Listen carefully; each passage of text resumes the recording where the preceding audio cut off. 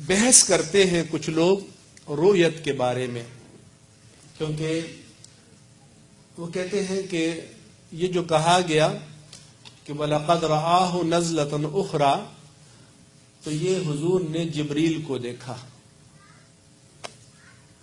رؤیت باری تعالیٰ کے منکر ہیں۔ ہمارے فقہ جعفریہ والے بھی رؤیت باری تعالیٰ کے منکر ہیں۔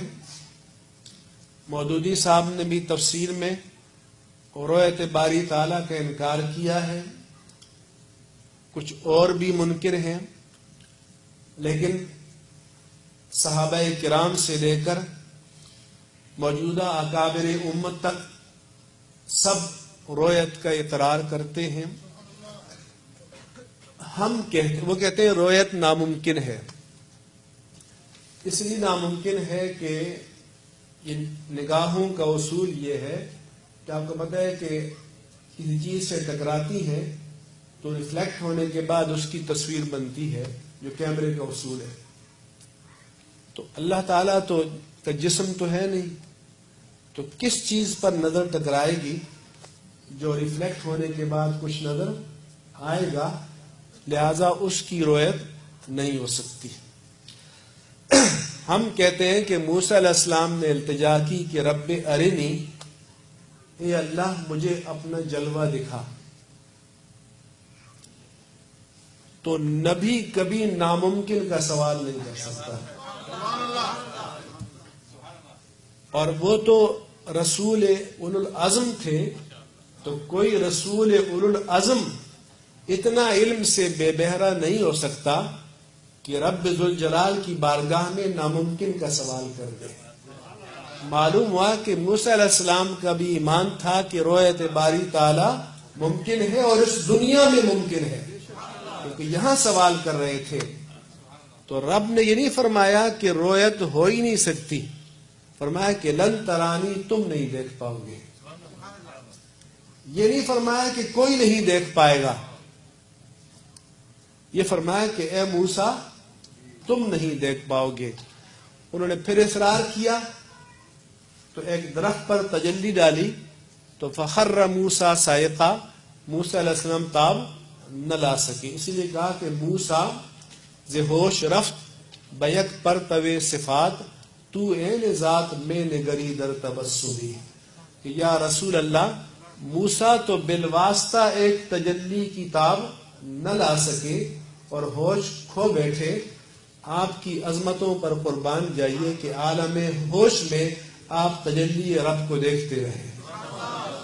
تو اس لیے دیکھنا ناممکن نہیں ہے، اور قیامت کے دیکھنے کا تو قرآن بیان کرتا ہے کہ وجوہ یومئذ ناظرہ الی ربہا ناظرہ، کہ آج کے دن چہرے فریش ہوں گے، تر و تازہ ہوں گے اور اپنے رب کو دیکھ رہے ہوں گے۔ اچھا، رؤیا پر تو کچھ لوگ باتیں بھی بناتے ہیں کہ خواب پر بھی اطلاق ہوتا ہے، لیکن میرے رب نے شاید اس اعتراض کو دور کرنا تھا، اس لیے ناظرہ کا کلمہ استعمال کیا، کیونکہ ناظر تو کہتے ہیں نظر سے دیکھنے والا، ناظر تو کہتے ہیں کہ آنکھ سے دیکھنے والا۔ تو رب نے فرمایا کہ وجوہ یومئذ ناظرہ الی ربہا ناظرہ، تو قیامت کے دن تو ہر صاحب ایمان دیکھے گا، اگر نہیں دیکھے گا تو کلا انہم عن ربہم یومئذ لمحجوبون، اگر نہیں دیکھیں گے تو کافر نہیں دیکھیں گے، اگر نہیں دیکھ پائیں گے تو منکر نہیں دیکھ پائیں گے، مومن تو قیامت کے دن اللہ کی تجلیات کو دیکھ رہے ہوں گے۔ تو اگر ہم کہیں کہ قیامت میں ہر مومن بھی دیکھے گا اور آپ بھی دیکھیں گے تو اس میں کمال کیا ہوا؟ کمال تو تب ہے کہ دنیا میں کسی نے نہ دیکھا ہو تو میرے آقا نے دیکھا، امام الانبیاء نے دیکھا۔ تو اس لیے رؤیت شرعاً بھی ممکن ہے، اور رؤیت قرآن سے ثابت ہے، اور رؤیت قیامت میں متحقق ہوگی۔ اب سوال اپنی جگہ ہے کہ جب میٹیریلسٹک کوئی چیز نہیں ہے اور یہ آنکھ مادی چیز کو دیکھتی ہے تو کیسے دیکھی؟ ہم کہتے ہیں کہ اگر تم اللہ کے نور کو کہتے ہو کہ جسم والی چیز نہیں ہے تو اللہ کا کلام بھی تو صوت والی چیز نہیں ہے. اللہ کے کلام میں یاد رکھنا ساؤنڈ نہیں ہے, وائس نہیں ہے. اللہ کا کلام اس سے پاک ہے. اس لیے الحمدللہ رب العالمین جب ہم پڑھتے ہیں تو یہ ہمارا, ہم جو بولتے ہیں یہ جو اللہ کی صفت کلام ہے وہ یہ نہیں ہے. جو ہم لکھتے ہیں وہ لکھا ہوا اللہ کی صفت نہیں ہے.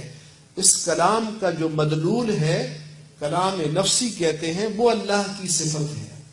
تو اللہ کا کلام بھی تو صوت سے پاک ہے. اور کان کس کو سنتے ہیں؟ صوت کو, وائس کو, ساؤنڈ کو. اور جو جس چیز کی ساؤنڈ نہ ہو اس کو سماعت سن نہیں سکتی, مگر جب اللہ تعالی نے جس کو سنانا چاہا اس کو سنانے کی طاقت عطا فرما دی. وَكَلَّمَ اللَّهُ مُوسَىٰ تَكْلِيمًا, تو موسیٰ نے اللہ سے کلام کیا. تو جب موسیٰ کو کلام سنانا چاہا تو بے صوت و آہنگ کا کلام سنانے کی طاقت ان کو عطا فرما دی.